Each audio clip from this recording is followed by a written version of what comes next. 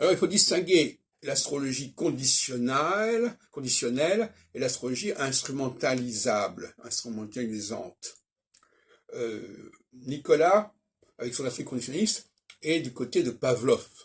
C'est-à-dire, il s'agirait en quelque sorte de signaux qui finiraient par conditionner les personnes en ce qu'ils sont associés à un certain nombre de situations.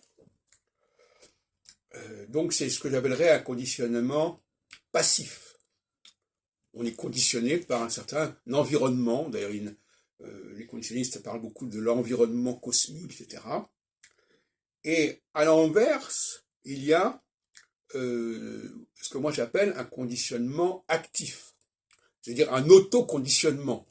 Je décide d'accorder de l'importance à tel facteur, d'utiliser ce facteur pour signaler, pour marquer quelque chose. En linguistique, par exemple, les langues ne sont pas conditionnées. Elles instrumentalisent des sons auxquels elles confèrent des significations particulières. J'en ai parlé longuement dans le domaine linguistique.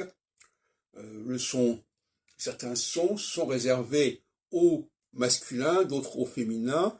Certains sons sont réservés au singulier, d'autres sont au pluriel. Donc là, on a deux conceptions de l'astrologie. L'une qui voudrait que l'humanité se soit conditionnée avec le temps, par exemple, peut-être en constatant un certain nombre de phénomènes, etc.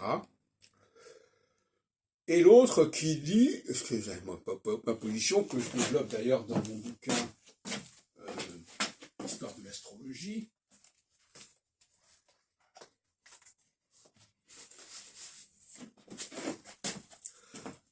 que je vous recommande de lire, paru en 86, c'est-à-dire qu'à ce moment-là, c'est notre humanité où les leaders de notre humanité, ceux qui ont pris le pouvoir dans notre humanité, qui ont décidé d'accorder telle et telle signification à tel et tel processus externe, par exemple le passage d'une planète à tel endroit, etc.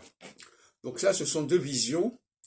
Alors, Barbault opposait la vision physiciste de Nicolas à une vision symbolique, notamment dans son livre de la psychanalyse et l'astrologie, je crois.